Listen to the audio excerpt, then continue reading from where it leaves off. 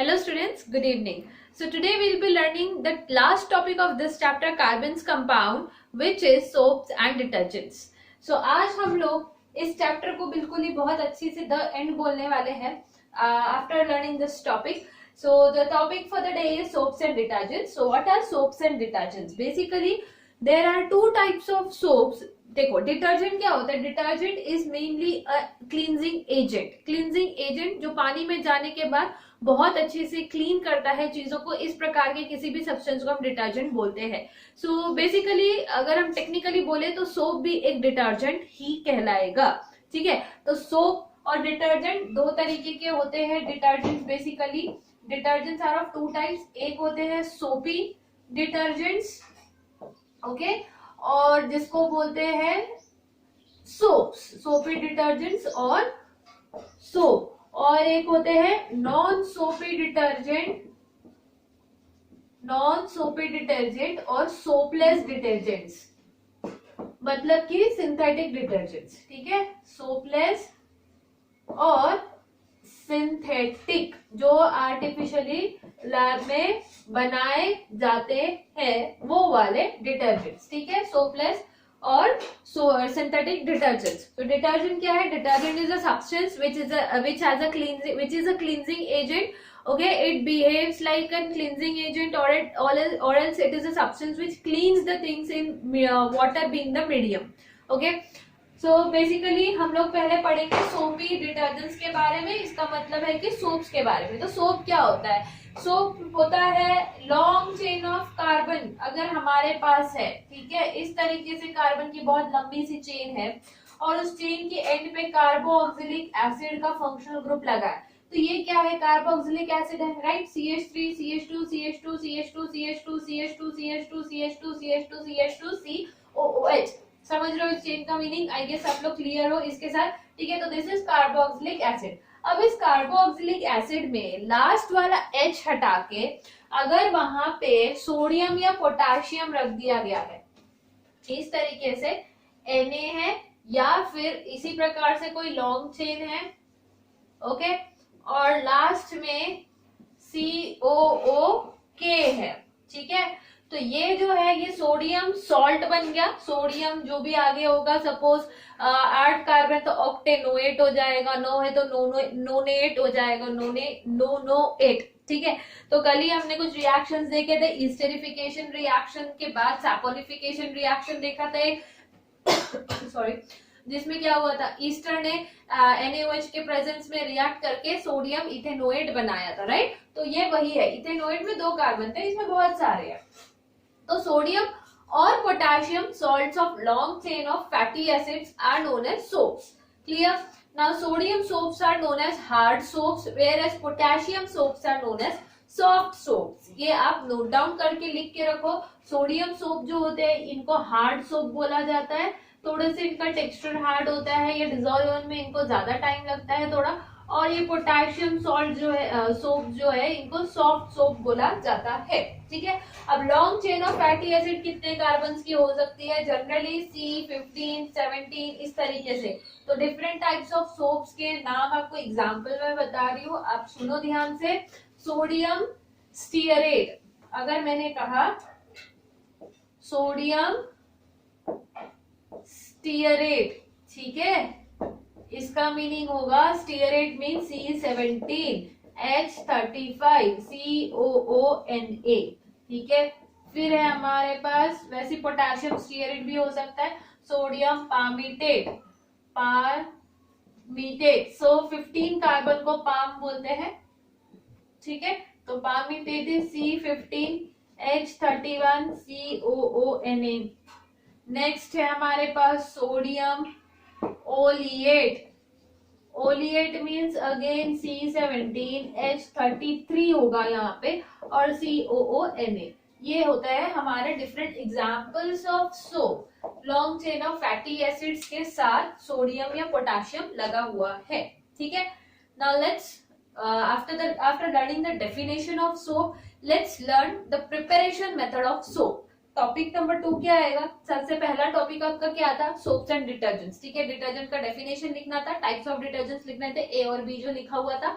फिर आपका second next heading में था आपको फर्स्ट वाला सोपी डिटर्जेंट्स और सोप, उसमें आपको सोप का डेफिनेशन लिखना था, ठीक है, ये हार्ड होते हैं ये सॉफ्ट होते हैं लिखना है, इनके एग्जांपल्स लिखने हैं। अब आपका सेकंड टॉपिक आएगा प्रिपरेशन ऑफ सोप, तो सोप प्रिपेयर कैसे किया जाता है, अंदाजा लग रहा होगा हल्का सा कि कैसे प्रिपेयर किया जाता है, सैपोनिफिकेशन रिएक्शन ऑलरेडी पढ़ रखा है, ठीक है। तो हम लोग क्या करते हैं, कार्बोक्सिलिक एसिड लेते हैं, long chain of fatty acids लेते हैं, मतलब कि सो डायरेक्टली एक फैटी एसिड लिया हमने, OCONA CHOCONA CH2OCONA, ठीक है। ये क्या है हमारा,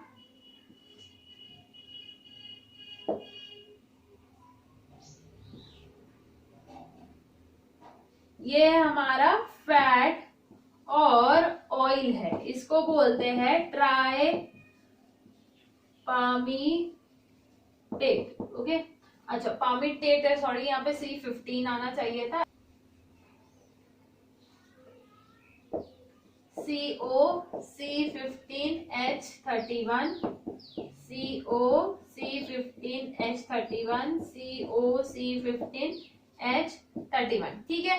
प्लस इसको क्या किया, NaOH सोडियम हाइड्रोक्साइड के साथ ट्रीट किया, तो आपको प्रोडक्ट्स मिलेंगे कुछ। अब प्रोडक्ट की जगह नहीं है, so I am writing it down, आप समझ लो ये प्रोडक्ट्स है जो भी मैं लिखने वाली हूँ। This is the preparation method of soap, ठीक है। ट्राइपामीटेट को हमने उठा के हीट किया सोडियम हाइड्रोक्साइड के साथ, तो क्या होता है, व्हेन फैटी एसिड और oils are treated with sodium alkali, strong alkali, then hydrolysis of the fatty acids occur, which results in the formation of a mixture of glycerol and sodium salts of higher order of fatty acids, which are nothing but soaps, ठीक है। Mixture मिलेगा, तो मुझे यहाँ पे मिलेगा CH2 CH2, ये वाला जो पार्ट है ये एज इट इज रहेगा, आगे लग जाएगा OH OH and OH, so this is ग्लीसेरॉल, ग्लीसेरॉल जिससे ग्लिसरीन भी बनाया जाता है, ग्लिसरीन जो मूवीज में रोने के लिए आंखों में डाला जाता है एक्टर्स के द्वारा, या फिर छाले आ जाते तो जनरली हम लोग लगाते हैं उसको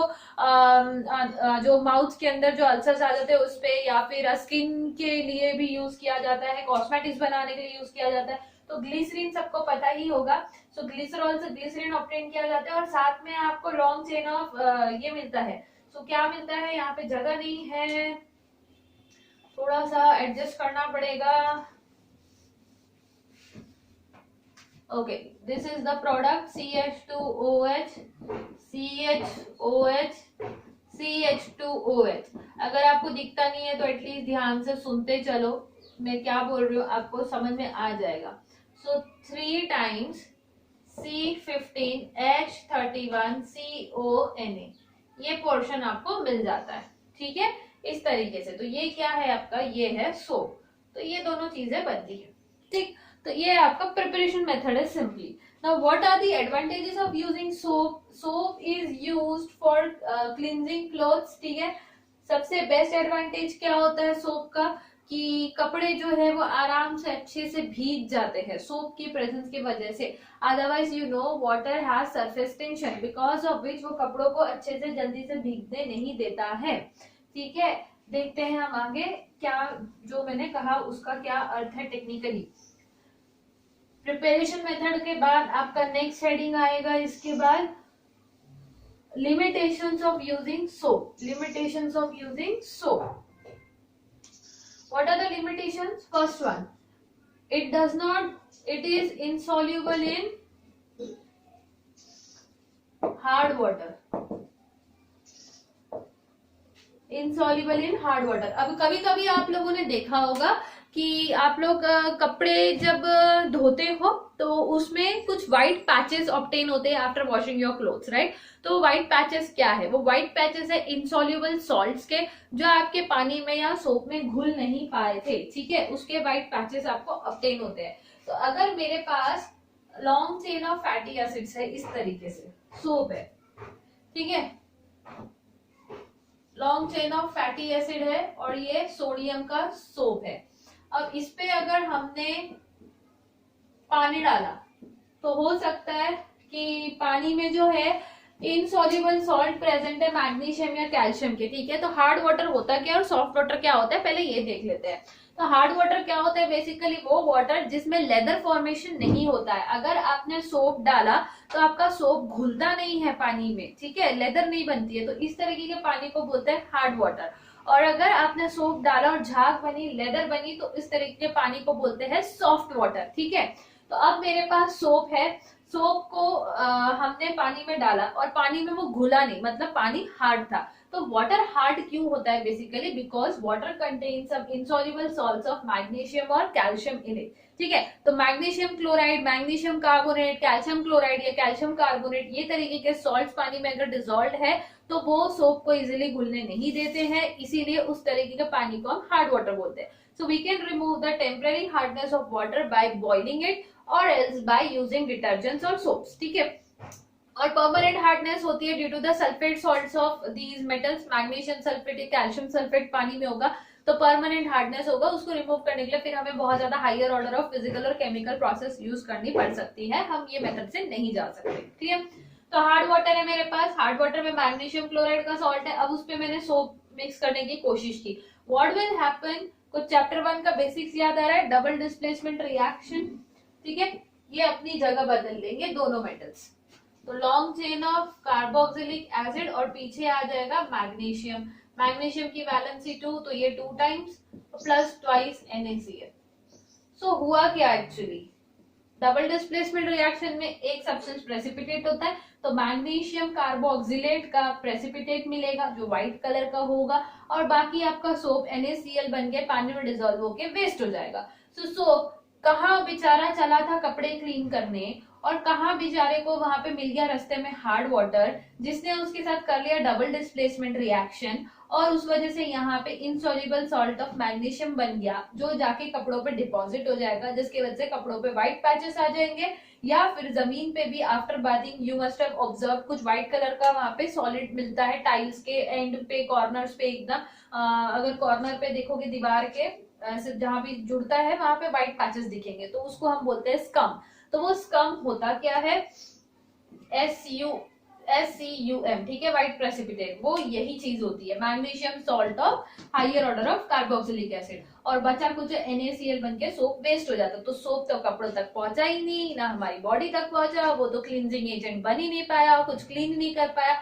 और पूरा का पूरा सोप हो गया वेस्ट, ठीक है। लेकिन इसके साथ एक और बुरी बात हुई कि व्हाइट पैचेस हमारे कपड़ों पे डिपॉजिट हो गए या फिर नीचे फ्लोर पे डिपॉजिट हो गए, तो हमारा सोप वेस्ट हो रहा है with the formation of scum and NaCl, ठीक है। तो इस तरीके से हार्ड वाटर में कभी भी सोप जो है वो क्लीनिंग नहीं कर पाता है अच्छी से। तो same reaction will go with calcium salts, right. अगर मेरे पास यहाँ पे सोप है प्लस CaCl2 है, तो same kind of reaction will occur, okay. What will happen, कौन सा स्कम बनेगा, long chain of fatty acid plus calcium plus 2 NaCl। इस तरीके से आपको ये व्हाइट प्रेसिपिटेट मिल रहा है जिसको हम स्कम ही कहेंगे, calcium salt of higher order of fatty acid. This is the first limitation of using soaps, they are insoluble in hard water. Why they are insoluble आप क्लियर हो चुके हो, मैग्नीशियम और कैल्शियम सॉल्ट्स की वजह से। सेकेंड ड्रॉबैक क्या होगा, they are useless in acidic medium. How come they are useless in acidic medium? आपको पता है long chain of fatty acids है Na और सपोज HCl या H2SO4 है, फिर से क्या होने वाला है, डबल डिस्प्लेसमेंट रिएक्शन, तो वापस से कार्बोक्सिलिक एसिड बन जाएगा और प्लस NaCl, तो मेरा सोप हो गया वेस्ट, प्लस प्रेसिपिटेट तो नहीं मिली बट वापस मुझे वेजिटेबल ऑयल या फैटी एसिड मिल गया वापस से, ठीक है। तो जो किसी काम का है ही नहीं, ये क्लीनिंग तो नहीं करता है, क्लीनिंग के लिए तो ये यूजफुल है, मुझे तो ये चाहिए था, पर मिला क्या, ये चीज, तो एसिडिक मीडियम में काम नहीं करेगा। तो अगर आपके क्लॉथ्स पे एसिड गिर गया है या कोई चीज ऑयल वगैरह गिर गया है, ठीक है, तो you can not use soap directly, आपको फिर दूसरे जुगाड़ जमाने पड़ेंगे, clear. So these are the limitations of soap. अब ये limitations की वजह से हमारे पास क्या चीज आई, हमारे पास आया option number 2 which is soapless soaps और non soapy detergents, right? Synthetic detergents. So detergents क्या होते हैं, detergents are nothing but They are the sodium or potassium salts of long chain of benzene sulfonic acid. ठीक, ये है हमारा detergent के बारे में हम जानेंगे. So long chain of sodium और potassium salts of long chain of benzene sulphonic acid. ये बेंजीन रिंग है, इस पे लगा है C12H25, यहाँ पे लगा है SO3 और ONA. ठीक है, इसका नाम होगा P2 डेकाइल. P मतलब 2 डेकाइल मतलब 10, राइट, कार्बन 10. सो उन डेकाइल मतलब 11, 2 डेकाइल मतलब 12. Sodium P2 डेकाइल benzene sulphonate. ये डिटर्जेंट का स्ट्रक्चरल फॉर्मूला है. इसके अलावा एक और है हमारे पास, ये पॉजिटिव पार्ट होगा, ये नेगेटिव पार्ट होगा. इसके अलावा है C12H25 O SO2 ONA. ठीक है, ये है lauryl, sodium lauryl sulphonate. Benzene तो है नहीं, सल्फोनेट. ठीक है, सोडियम लॉरिल सल्फोनेट. तो इस तरीके से डिटर्जेंट्स के स्ट्रक्चर्स है. तो डिटर्जेंट क्या यूज में आता है, जो वॉशिंग पाउडर्स है उसमें सिर्फ जो Nirma, Tide, Surf Excel, Ariel का ऐड आता है, उसमें सिर्फ 15 to 30% जो होता है ना, वो होता है आपका डिटर्जेंट. बाकी other substances are added into it. So cleansing agent जो है वो सिर्फ 30% है, वो वहाँ पे क्लीनिंग का काम कर रहा है. बाकी चीजें दूसरी है जो बाकी उसको मतलब उसका हार्डनेस या उसको पाउडरी फॉर्म या फिर इतना सारा बल्क उसका बना रहा है. क्लियर. सो आप ये मत बोलना, ये मत सोचना कि अगर पूरा आपके पास सर्फ एक्सेल है तो वो पूरा का पूरा सोडियम कार्बोनेट वॉशिंग सोडा है, या फिर वो पूरा का पूरा जो है डिटर्जेंट है सो बेंजाइन सल्फोनेट के सॉल्ट्स है. ऐसा नहीं है. ठीक है, ये सिर्फ चीजें होती है उसमें 10%, 20%, 30% के अमाउंट में. बाकी और बहुत सारे सब्सटेंसेस होते हैं जो उसका पूरा 100% बल्क बनाते हैं. क्लियर. ओके, अब आगे बढ़ते हैं. What are the benefits of using detergents. Benefit of using detergent ये है कि ये टेम्पररी हार्डनेस जो है पानी की क्लीन करता है बेटर, उसको अच्छे से मतलब अगर डबल डिस्प्लेसमेंट रिएक्शन भी होता है तो यहाँ पे प्रेसिपिटेट नहीं बनता है. यहाँ पे कुछ ऐसा ही कंपाउंड बनेगा जो फर्दर क्लीनिंग में और हेल्प करेगा. क्लियर. तो it is useful in hard water as well. इसके टेम्पररी हार्डनेस को हटाने के लिए यूज होता है. इसके अलावा ये एसिडिक मीडियम में बहुत अच्छे से यूज होगा. सोप नहीं हो पाते but it is useful in acidic medium as well. ठीक है, डिटर्जेंट्स जो है ये पानी का सरफेस टेंशन रिमूव करने के लिए हेल्प करते हैं. जैसे कि आप जानते हैं वाटर में क्या होता है, H2O. केमिस्ट्री के पार्ट से देखेंगे, इस तरीके से वाटर का स्ट्रक्चर होता है. Okay, so oxygen has partial negative charge on it and hydrogens have partial positive charge on them, because of which water becomes polar substance. Right. तो ये जो नेगेटिव पार्ट है ये यहाँ से अट्रैक्ट करता है हाइड्रोजन को, जो फर्दर फिर इस तरीके से ऑक्सीजन से बॉन्डेड रहता है. ये H को खींचेगा OH, यहाँ से भी HOH.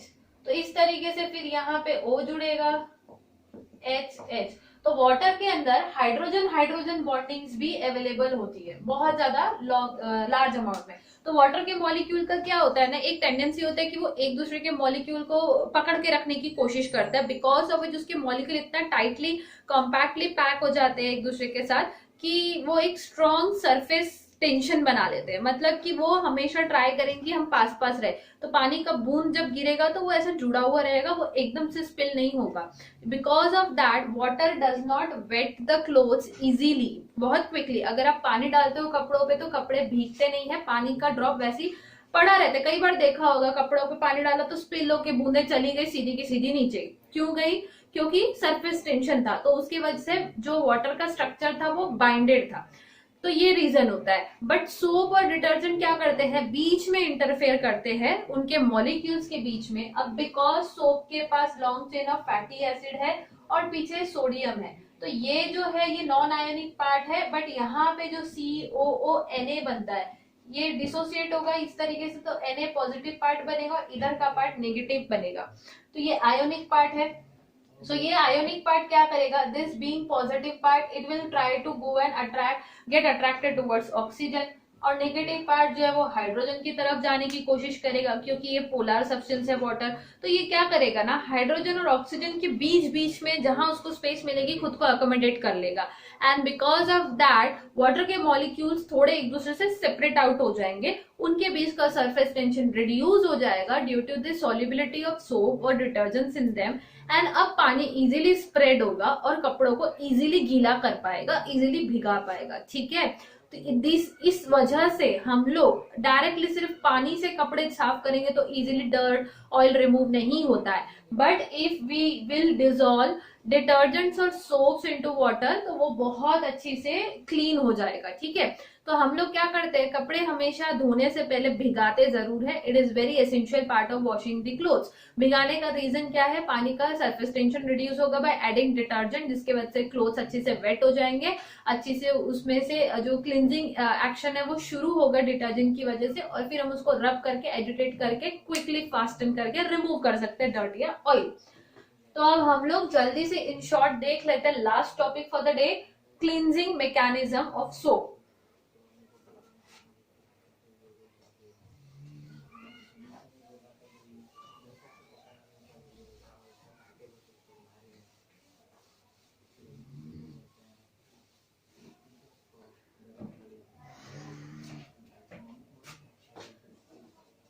Cleansing mechanism of soap. Okay, how it cleans. अब मेरे पास ये ऑयल का ड्रॉप है, ठीक है, इस तरीके से कपड़ों पे लगा हुआ है। अब क्या किया, इस पे हमने सोप रब किया जोर से, ठीक है, पानी से धोया नहीं, क्लीन हुआ, सोप रब किया। सोप रब करते ही क्या होगा, सोप का जो कार्बोक्सिलिक पार्ट है, आपको पता है कार्बन सिर्फ कार्बन में डिसॉल्व होता है, तो कार्बोक्सिलिक पार्ट कार्बन वाला ऑयल ऑर्गेनिक सब्सटेंस है, इसमें डिसॉल्व होने की कोशिश करेगा, लेकिन सोडियम जो है आयोनिक पार्ट ये दूर रहेगा। क्लियर, तो जितना भी सोप रब करोगे सबके सोप के जितने मॉलिक्यूल्स है कुछ इस तरीके से ऑयल ड्रॉपलेट के अराउंड अरेंज कर लेंगे खुद को, है ना, कुछ ऐसा बनेगा structure. I hope you are clearly understanding कि ये ऐसा क्यों बन रहा है, क्योंकि कार्बन सिर्फ कार्बन में डिसॉल्व होता है, तो कार्बन की चेन ऑयल की तरफ, मेटालिक पार्ट बाहर की तरफ। अब ये जो मेटालिक पार्ट है इस पे पॉजिटिव चार्ज आएगा, अंदर की चेन पे नेगेटिव चार्ज आएगा। अभी थोड़ी देर पहले समझाया, COO से बॉन्ड ब्रेक होगा तो OO पार्शियली नेगेटिव है, Na पॉजिटिव है, तो ये पॉजिटिव पार्ट्स है, ये सारे नेगेटिव पार्ट्स है। क्लियर, तो ये सारे जो पॉजिटिव पार्ट्स है इनको बोलते हैं हेड, ठीक है, और पीछे का जो पार्ट है इसको बोलते हैं टेल। कुछ अपीयरेंस भी वैसा ही आ रहा है। जो हेड है वो पानी की तरफ है, तो ये है hydrophilic, hydro means water, philic means loving, so this is hydrophilic part. और जो अंदर का चेन है ये पानी से डर के भाग रहा है, तो इसको बोलते हैं हाइड्रोफोबिक पार्ट, हाइड्रोफोबिक पार्ट या non metallic part. It is also known as lipophilic, lipo means oil, so lipophilic and hydrophobic are one and the same things. और ये लिपोफोबिक है, हाइड्रोफिलिक है, पानी की तरफ भाग है। अब क्या होगा, सारे के सारे नेगेटिव्स बहुत सारे पास में आ गए और बहुत सारे पॉजिटिव पास में आ गए, इनके बीच में रिपल्शन होगा, रिपल्शन होने की वजह से दे विल ब्रेक और move apart. When they will move apart they will take this oil droplet with them and so oil droplet will get broken into separate parts, और वो कपड़ों से निकल के लूज हो जाएगा और बाहर निकल के आ जाएगा। तो इस तरीके से कपड़ों से ऑयल या डर्ट जो है सोप की हेल्प से बहुत जल्दी क्लीन हो जाता है। तो ये जो क्लस्टर ऑफ सोप मॉलिक्यूल्स है around the oil droplet in such a way that they get repelled from each other and so loosens the oil dirt from the cloth, इस स्ट्रक्चर को या इस क्लस्टर ऑफ ऑयल मॉलिक्यूल्स को, sorry soap molecules को हम बोलते हैं missile. क्या बोलते हैं, मिसिल, ठीक है। Micelle is the cluster formed by soap molecules around the droplet of oil, ठीक है, to remove it from the cloth. तो इस तरीके से क्लींजिंग मैकेनिज्म होता है। अब आपको पूछा जाएगा इस पे क्वेश्चन, पहले तो व्हाट इज कम, तो आपको एक्सप्लेन करना है वो डबल डिस्प्लेसमेंट रिएक्शन कैल्शियम और मैग्नीशियम सॉल्ट का।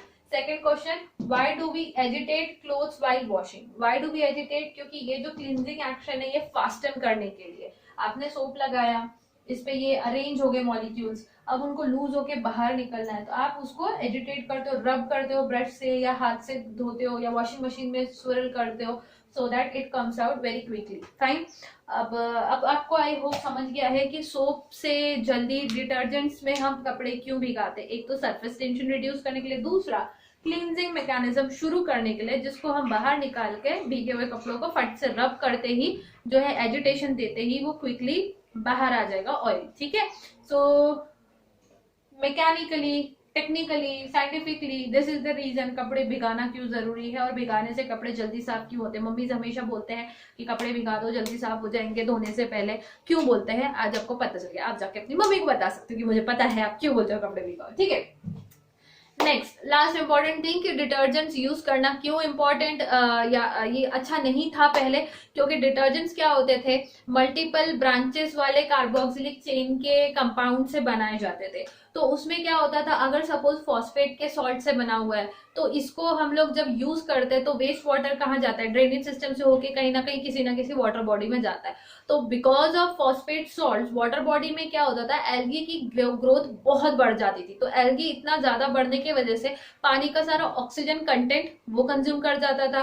तो पानी में डिजोल्व ऑक्सीजन का अमाउंट कम होने की वजह से जो मराइन लाइफ है उसको बहुत तकलीफ होती थी, फिशेज, अदर एनिमल्स या फिर जो प्लांट्स है उन सबको। इसीलिए डिटर्जेंट्स वर लाइक बहुत ज्यादा कॉन्शियस हो गए थे साइंटिस्ट, इसको यूज करना तो हमारे नेचर के लिए हार्मफुल हो रहा है। So nowadays such kind of detergents are being developed जो जिसमें जो long chain of fatty acid जो है वो स्ट्रेट चेन रहे, ना कि ब्रांच वाला रहे, फॉस्फेट्स के सॉल्ट्स ना रहे, दूसरे सॉल्ट्स रहे। ठीक है, तो environment friendly detergents are being developed synthetically nowadays, but previously it was a great task but in front of us कि ये क्लिनजिंग बहुत अच्छा कर रहा है, बट इसके यूज के बाद ड्रॉबैक्स बहुत ज्यादा आ रहे हैं। दूसरी चीज ये थी कि पहले के सिंथेटिक डिटर्जेंट्स जो थे बायोडिग्रेडेबल नहीं थे, यही जो मैंने अभी एक्सप्लेन किया यही चीजें होती थी, बट अब हम लोग ने बायोडिग्रेडेबल सिंथेटिक डिटर्जेंट्स भी बना लिए हैं। So we have achieved because of awareness, because of the knowledge of science, what we are doing, we are progressing in a better way in that thing. ठीक है, तो अब इसी के साथ हम लोग ये चैप्टर खत्म करते हैं पूरे इंपॉर्टेंट क्वेश्चंस और पोर्शन के साथ। In this chapter most probably आपका नॉमेनक्लेचर और केमिकल प्रॉपर्टीज जो है वो सीबीएसई एग्जाम में डिलीट हो गया है, बट नॉमेनक्लेचर मुझे ऐसा लगता है कि बहुत जरूरी है, क्योंकि आप लोगों का होमोलॉगस सीरीज भी ड्रॉप हुआ है, बट फंक्शनल ग्रुप्स है, आइसोमेरिज्म है, तो अगर ये चीजें आपको आना है, आइसोमेरिज्म और फंक्शनल ग्रुप, तो नॉमेनक्लेचर तो सीखना ही पड़ेगा। So I don't know why they have deleted nomenclature, for what sake, it is useless. तो क्या ड्रॉप हुआ है इस पे मत ध्यान दो, जितना पढ़ा है वो सब पढ़ो। केमिकल प्रॉपर्टीज समझ लो, थोड़ा कम उसको याद करोगे तो चलेगा, बोर्ड एग्जाम में नहीं आएगा। हाँ, बट एनटीएससी को वालों को तो सब करना ही है, उनके लिए कोई ऑप्शन नहीं है। ठीक है, so I declare our syllabus being completed. We'll have a short doubt session on this topic and then keep learning, keep shining. देखते हैं आगे क्या करना है।